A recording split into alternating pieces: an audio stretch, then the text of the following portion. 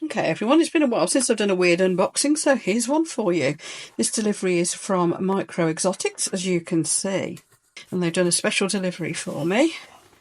And this is it. As you can see, I haven't opened this up.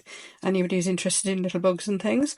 This firm are smashing to deal with. Really reliable and great website as well. Everything's really clear. It's just a seriously good quality firm to deal with. And they always send you a sticker as well. Isn't that great?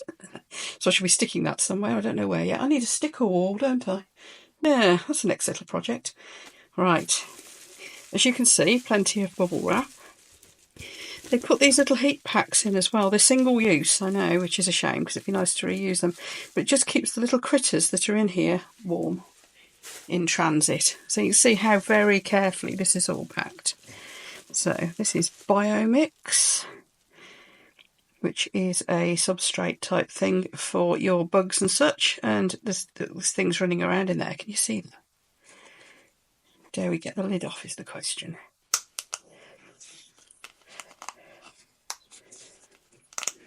So I've got this with the intention of going in with my little creepy crawly collection. Oh yes, look at that. There's all sorts of creepy crawlies in there.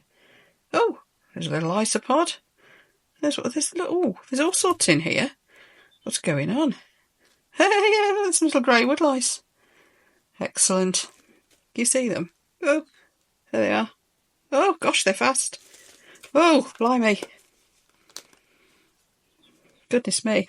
I don't know if I was expecting to have little bugs in that. In here we should have another bumblebee millipede somewhere. He's come with plenty of leaf litter, and should we see if we can find him? They burrow. Actually, I'll tell you what, let's put the box to one side. That might be easier. We're in the craft room today, so we're on my craft mat that probably needs cleaning. Let's see if we can find him gently. I could do with something to put all this in, couldn't I? Let's find something. So one of my craft pots. So you can take this with him into his new home. But I bet he's burrowed into the soil in the bottom. So let's go gently, bit by bit. Oh yes, he's a good one, isn't he? Look at that. Are you going to come for a little walk around? I've woken you up, haven't I, darling? He's nice stripy. I'm just going to put him back in there with just a little bit of his soil so he can hide again. I don't want to scare the wits out of the poor little thing. He's probably shook up enough as it is. I'll show you him being liberated. Look at the mess I'm making. I'll show you him being liberated into his new home shortly. And then, you know what, I can't remember what I ordered, and it was only a couple of days ago.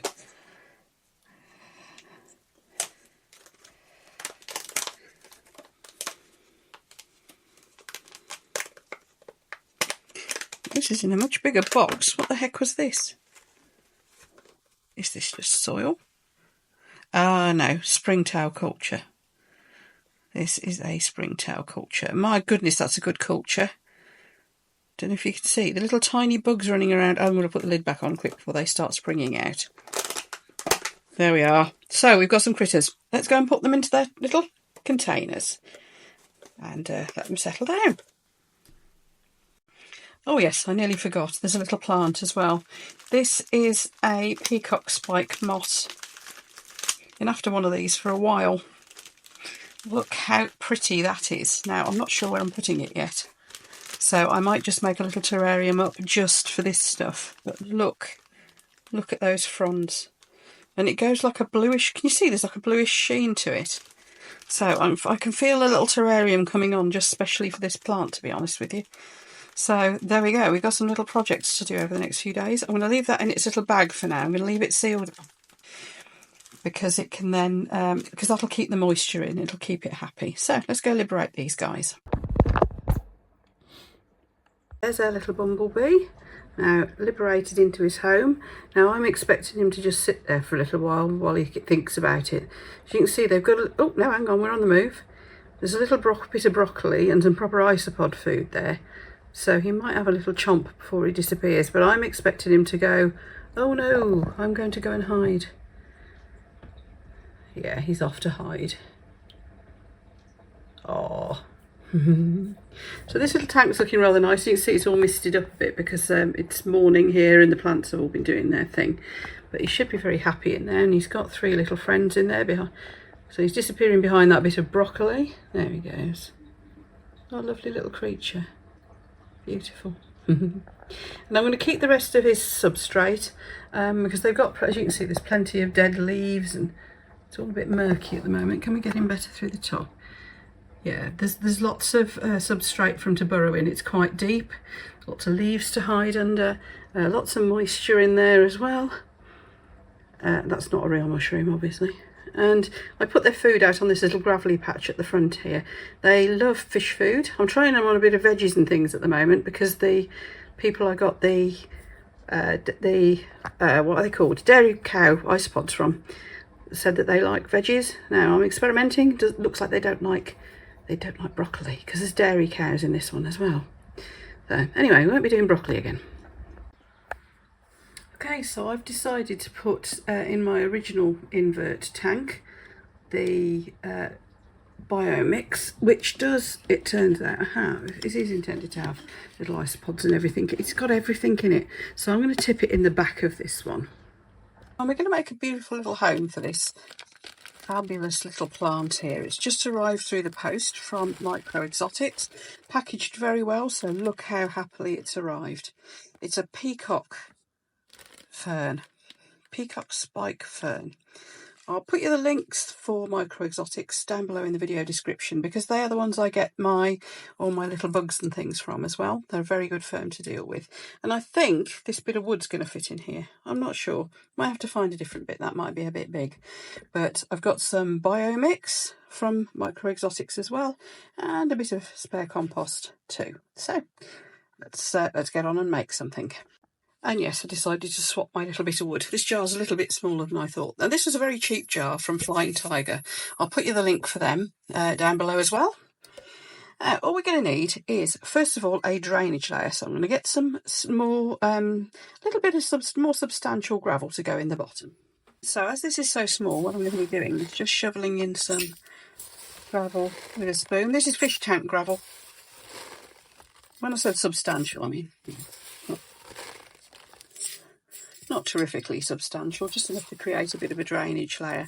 But as it's reasonably fine as well, then I'm not going to worry too much about the fact that the soil might just sort of drop down into it. It's just enough to give it that bit of a base. Now the soil I'm dropping in is what was left over. You see there's lots of stuff in it. It's just interesting looking. It's like leaf litter and all sorts. Now this came in a pot with a baby millipede from MIcroexotics. Next thing I'm dropping in is some biomix, which is like a living soil starter. Now I don't know if you can see it here, but there's one. There's some little critters running around in it. I am not sure what species they are. I thought these were plain armadilliums, the common British ones. Ooh. But they're whizzing far too fast, so I'm not quite sure what sort they are. Our British ones don't tend to move as quick as that. Anyway, there you can see them scurrying around. Now, that should give us plenty of soil. Now, oh, sorry, little guys. You see, normally I'd put you in last, but I wanted to get my planting done, so I'm probably going to upset you a lot. Now I'm banking it up a little bit towards the back. I don't think you can see this. This might not be the best of filming angles. In fact, I think what I'll do, I'll move you to the side now I've got my soil in, and you can see a bit better. All right, there we go. You're going to have to, look, little bugs. You're going to have to excuse the mess in the background because, you are in my craft room and there's other stuff going on here too. Now, I think normally I would put the piece of wood in first. Do I this time or don't I? Because obviously I've got to accommodate this little plant and it's quite a reasonable size. Okay, so he's not got much root, presumably. Oh, he's not got much root, presumably because he's a moss and they don't have particularly deep roots. So that's handy. What I'm going to do is just clean out some of that soil. so it can just sit onto the surface like so. And yes, I've made an almighty mess. My craft room will never be the same again. I should really do this sort of thing somewhere else, shouldn't I? Anyway, there we are. So we've got just sat onto the surface of the soil our peacock spike moss. Now what I did want to do was put this little bit of wood in just to give it a bit of extra interest, and I think if I put that at the front, because mosses will grow if you just pop them down onto the soil. They don't necessarily need to be like planted in, they sort themselves out. So let's pull that around a bit of wood just to, there we go, give it some feathering. And now it'll be a little while before this settles down, I think, but what we should end up with is just an interesting little bit of wood with this spike moss all round it and the little bugs living happily in the bottom. That was kind of the effect I wanted. Oh, there's a little bug. Hello. Ooh, whiz. So I'm just going to tap the moss down a little bit, still pulling some bits around the wood. Like I said, I just want to get that bit of a woodland feel going on. So we're just tapping that gently down. And then finally, although I did want a woodland feel, I do like to have a bit of gravel in there. And the gravel I'm going to be using is this. And this is probably going to mess with the pH a little bit. Hopefully not too much, but it's natural oyster shell grit, as used for budgies and chickens and things. It helps with their digestive system, apparently. The final thing I'll do, of course, will be to feed our new little friends here. Although there's plenty of... Sorry, am I chucking gravel all over you? I really should have put you in last, shouldn't I?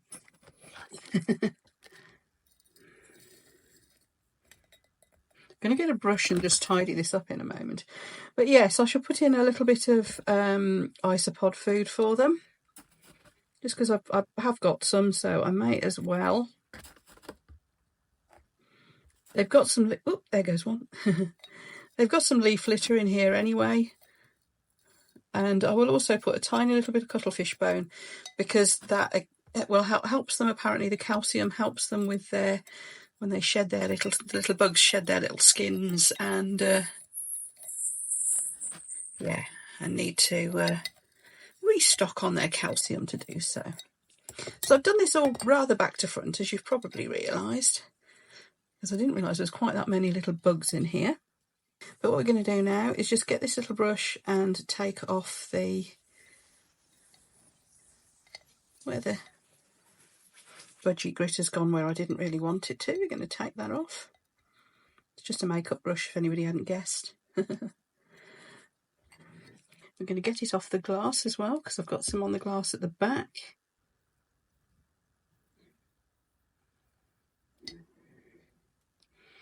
And then we're just going to give it a little spray of water just to get the moisture up in there. Although the plant roots that looks like a different bit of moss there. Be interesting to see what that bit does. Can you see? This one, look, that looks like a different sort of moss. Yeah, so although there's plenty of moisture in there already, I am going to just give it that little bit more by a little quick mist, because I want to make sure that little moss has got plenty of moisture. I'm then going to have a right old clear up, because as you can see, I really need to now. And we'll see how the little creatures get on. Here they come, look. See what I mean? I think these are tropical ones. I don't think those are the normal British woodlice that I thought they were.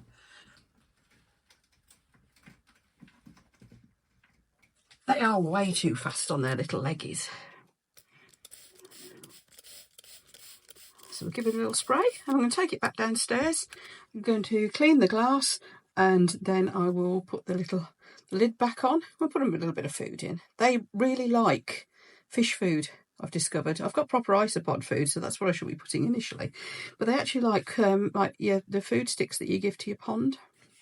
Now, I might wish I'd put this in a taller jar, because by the time I've put the lid on, as you will see. That's going to squash the plants down a little. Because by the time I put the lid on, it's going to squash the plants down a little bit. But we'll see. Anyway, I'm going to take it downstairs. We're going to clean the glass up. We're going to give them something to eat and see what happens. So here we are. I have put the jar on my shelf here. Instead, I've decided instead of the wooden lid, I'm going to be putting a clear plastic lid on like this one has. Because then the plant will be happier. So I'm going to put the cork lid to one side. However, look what's happened. I've put a bit of isopod food in. The little bugs were busy doing laps of the tank, and this one has decided, oh, lunch. Now, they've been in there for a grand total of 5 minutes. Oh, the other one's just coming round. I don't know how many there are in there, but there's definitely 2, as you can see. And aren't they fast? That's why I don't think they're the British ones. So, oh, hang on, have you found some food? Oh, oh, oh, I'll join in. No, I won't. I'll go and do another lap. That one's circuit training. Okay. But they seem to have settled in already. That's remarkable. And of course, there's the leaf litter in there, and there won't be so much in the way of debris in terms of rotting leaves and things, I don't think. Oh, hang on, here comes another one. So we've got at least 3 bugs. 3 little isopods. This is a different one. Coming round now. I know that because I can still see the other one in the distance to the left. Oh, hang on, is there a baby something coming this way? See on that there? Look, what's that? Is that a baby one?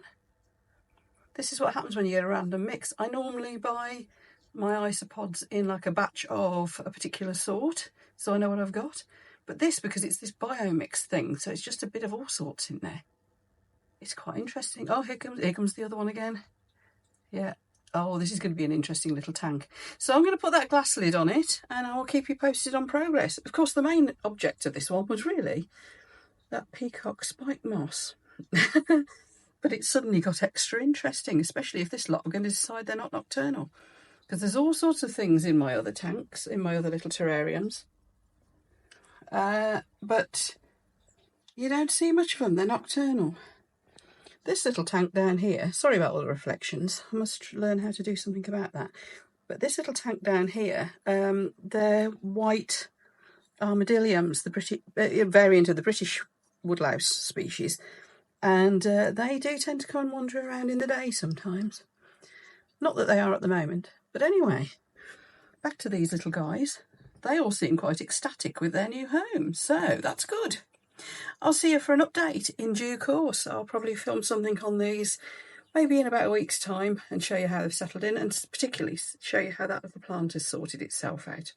I'll see you for the next video then, folks. Bye.